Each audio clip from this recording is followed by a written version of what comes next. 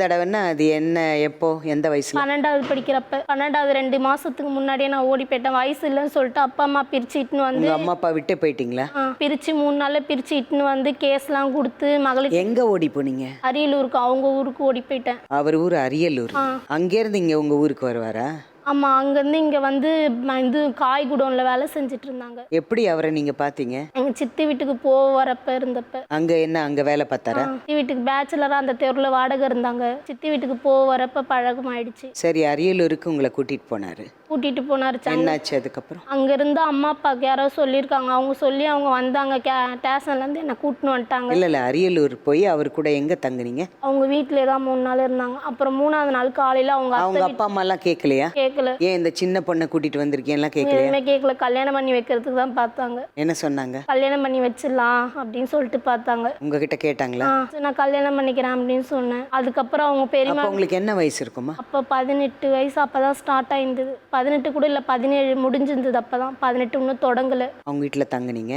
வீட்டில் தாங்க. அப்புறம் எப்படி அங்கேருந்து வந்தீங்க? அங்கேருந்து எங்கள் அப்பா கார் வச்சுன்னு வந்து அப்புறம் அவங்க கூட்டின்னு போயிட்டாங்க. அவங்க ஸ்டேஷனில், அவங்க ஊர் ஸ்டேஷனில் வச்சு 11 மணிக்கு நைட்டு இந்த ஊர் ஸ்டேஷனுக்கு இட்டுன்னு வந்தாங்க. கோயிலம்பக்கம் பள்ளிக்கரணியில் இருக்க ஸ்டேஷனுக்கு. அங்கே இட்டுன்னு வந்து அங்கே இதெல்லாம் பண்ணி கழுத்துலாம் போட்டு கொடுத்துட்டு நான் வீட்டுக்கு வந்துட்டேன். திருப்பி டார்ச்சர் மேலே டார்ச்சர் பண்ணி நான் வீட்டாண்ட வரது, கல்லால் அடிக்கிறது, ஜன்னலில் அடிக்கிறது, ஜன்னலை வந்து தட்டுறது, கதவை தட்டுறது, இந்தமாரி நான் உன்னை இந்தமாரி பண்ணிவிடுவேன், உனக்கு நிச்சயமாமே, உனக்கு கல்யாணமாமே, உன் ஃபோட்டோலாம் போஸ்ட் எடுத்து ஒட்டிடுவேன், நீ கல்யாணம் பண்ணிக்கிறவனா வெட்டிடுவேன், குத்திடுவேன் அப்படின்னு இருந்தாரு. எங்க அண்ணன் வேலைக்கு போறோன்னு எங்க அண்ணனையும் அசிங்கமா திட்டினேன். எங்க அப்பா அம்மா உங்க வீட்டுக்கு எல்லாருக்கும் தெரியும் வர அந்த மாதிரி பண்றாருன்னு? எல்லாருக்குமே தெரியும். திருப்பி நாங்க கேஸ் கொடுத்தோம். கேஸ் கொடுத்து திருப்பி வர வச்சு அவனை பிரச்சனைலாம் பண்ணி அனுப்பிச்சிட்டாங்க. திருப்பியும் கேஸ் கொடுத்து திருப்பியும் வந்து பிரச்சனை பண்ண ஆரம்பிச்சிட்டான். என்னன்னு? இந்த மாதிரி வந்து அதுதான் சொன்னான், உன்னை வந்து இது பண்ணிடுவேன் அப்படின்னு சொல்லிட்டு நான் கதவு சாத்திட்டு ஒவ்வொன்று அழுதுட்டு இருந்தேன். நீ ஏன் தான் இப்படி பண்ற, வெளில வா, உன்னை நான் என்ன பண்ணுவேன் பார்த்து நேரு, நீ யார் கூட நான் கல்யாணம் பண்ணிங்கன்னா நான் உன்னையும் சாவடிப்பேன், அவனையும் சாவடிப்பேன், உங்க குடும்பத்தையும் அசிங்கப்படுத்திடுவேன், உங்க குடும்பம் நாடுன்னு தொங்குற அளவுக்கு நான் பண்ணிட்டுருவேன் இந்த ஊர்ல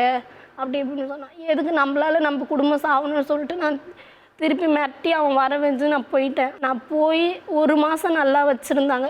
அப்பா அம்மாலாம் மகளிர் ஸ்டேஷன் போட்டோ எல்லாம் வெளியில போட்டுருவேன், ஆன்லைன்ல போடுவேன் பயமுறுத்தினாரா? அப்புறம் அப்பா அம்மா வந்தாங்க மகளிர் ஸ்டேஷன்ல கல்யாணம் பண்ணி. அவங்க முன்னாடி நான் அவங்க பொண்ணு இல்லை, நீங்க யாருன்னு எனக்கு தெரியாதுன்ட்டு சொன்னதுக்கு அப்புறம் அம்மா அப்பா பார்த்துட்டு போயிட்டாங்க. அவன் பயமுறுத்தினான்றதுக்காக அப்படி சொன்னீங்களா? பார்த்துட்டு போயிட்டாங்க. வேணான்ட்டு கையெழுத்து போட்டு குத்துட்டு அதுக்கப்புறமேட்டு அவங்க வந்து போனே பண்ணல. 2 மாசம் கழிச்சு அம்மாவுக்கு உடம்பு சரியில்லை சொல்லி தங்கச்சி சொன்னான். அப்பதான் அப்பா செல்லுக்கு நான் ஃபோன் அடிச்சு ஏன் இந்த மாதிரி பண்ணுங்கன்ட்டு சொல்லலாம், தெரியாம பண்ண அப்படின்னு கூட நான் சொல்லி அழுவல. நான் சாரிப்பான்னு கூட சொல்ல அப்பா கிட்ட பேசினேன். அம்மா கிட்ட கூட நான் யாருன்னே தெரியாது, நீ அதுக்கு எனக்கு ஃபோன் பண்ணுற அப்பா சொன்னார். அப்பயே நான் சந்தோஷமா இல்லை. போய் 1 மாதம் தான் என்னை நல்லா வச்சுருந்தான். திருப்பி குடிச்சிட்டு வந்து சைக்கோ மாரி தலையெல்லாம் போட்டு பேரண்டிக்கு நேற்று கோவம் வந்து இப்படிலாம் போட்டு அடிச்சுக்கிட்டு செம்மையா அடிப்பான். கத்தி வச்சு அவரே அடிச்சுப்பாரு. என்ன அடிப்பான், கத்தி வச்சுலாம் இங்கே வெட்டிட்டான். கையெல்லாம் உடச்சி பயத்துல 1/2 மாசம் பையன். இந்தப்ப பெய்யுற மழையில போய் உட்கார வச்சா. சின்ன சண்டை கூட ஒண்ணுமே இல்லை. அவங்க குடும்பத்துக்கு அதை பத்தி பேசினா தூக்கம் வருது, நான் போய் தூங்கினேன். அதுக்கு போய் மழையில உட்கார வச்சு அடிச்சு அவங்க கட்டையாலெல்லாம் அடிப்பாங்க. அவ்வளோ கொடுமை பண்ணேன். அவங்க அம்மா வந்து நீ என்ன நகை போட்டு வந்த, அசிங்கமா நீ என்ன நகை போட்டு வந்த அப்படிலாம் கேட்பாங்க. உங்க வீட்டுல என்ன சீர் செஞ்சாங்க, வரதட்சணை கொடுமைலாம் பண்ணுவாங்க. அவனும் அசிங்கமா கேட்பான். அவங்க அப்பா நிண்டி விட்டு போயிடுவாரு சண்டை இது பண்ணி. அந்த ஊர்ல யாருமே தடுக்கவே மாட்டாங்க. யாருன்னா வந்தாலும் அவங்களையும் அசிங்கமா கேட்பாங்க. இவங்க ரோட்ல போட்டு அடிச்சாங்க. வயிற்றுல 5 மாசம். அப்ப அந்த வயிற்றுல எட்டி ஓதிச்சு ரத்தம் கட்டின்னு குழந்தைக்கு சரியா தண்ணி போகாம இது பண்ணின்னு இருந்தாங்க. ஹாஸ்பிட்டலுக்கு போய் ஸ்கேன் எடுத்ததுக்கு நீங்க மாத்திரை சாப்பிட்டாதான் இதுவாகும், இல்லை குழந்தை உயிருக்கே ஆபத்துன்ட்டாங்க. வயிற்றுல எட்டி ஓதிப்பாங்க, குத்துவான் வயிற்றுல. அந்த முள்ளு செடியெல்லாம் போட்டு அடிப்பான். அவங்க வீட்டுல யாருமே தடுத்தாலும் அவங்களே போட்டு அடிப்பான். அவங்க அப்பா நிண்டி விட்டு அவங்க தம்பிங்களும் அப்படிதான். அந்த சின்ன தம்பி கேட்டா நீ யார் எங்க வீட்டுல வந்து அதிகாரம் பண்ண, நீ வெளில போ, நீ உன் புள்ளிய தூக்கின்னு போனா. பிறந்து 2 நாள் குழந்தை. அந்த குழந்தைய தூக்கின்னு போய் வெளில பனியில உட்காந்துட்டு இருந்தேன். 2 நாள் ஃபுல்லா பக்கத்து வீட்டுல சாப்பிட்டுக்கிட்டு 7 நாள் வரைக்கும் தான் அந்த குழந்தைய பார்த்தாங்க. 7 நாளைக்கு மேல நானே தான் அடுப்புல உட்காந்து சாப்பாடு செஞ்சு சாப்பிட்டுக்கணும். அப்பா வந்து பார்த்தாரு. அப்பா தான் காசு கொடுப்பாரு. பிறந்த குழந்தைக்கு பிறக்க போது சொல்லிட்டு 5000 போட்டு விட்டாரு. அப்பப்பா அப்பா கிட்ட தான் காசு கேட்பேன்னு. அப்பா சாப்பாடு செலவு காசு இல்லை, 1000 ரூபாய் கொடுப்பா அப்படின்ட்டு அதை வாங்கி அவங்க லோன் கட்டிடுவாங்க.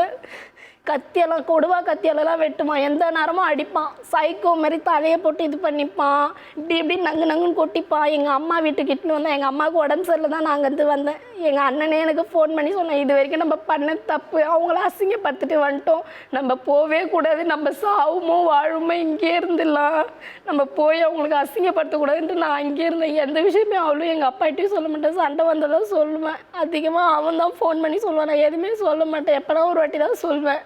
அண்ணனே ஃபோன் பண்ணி இந்தமாதிரி நான் அவங்க அம்மா அப்பாவுக்கு உடம்பு சரியில்லை, வேணா வந்து பார்த்துக்கோ அப்படின்ட்டான்.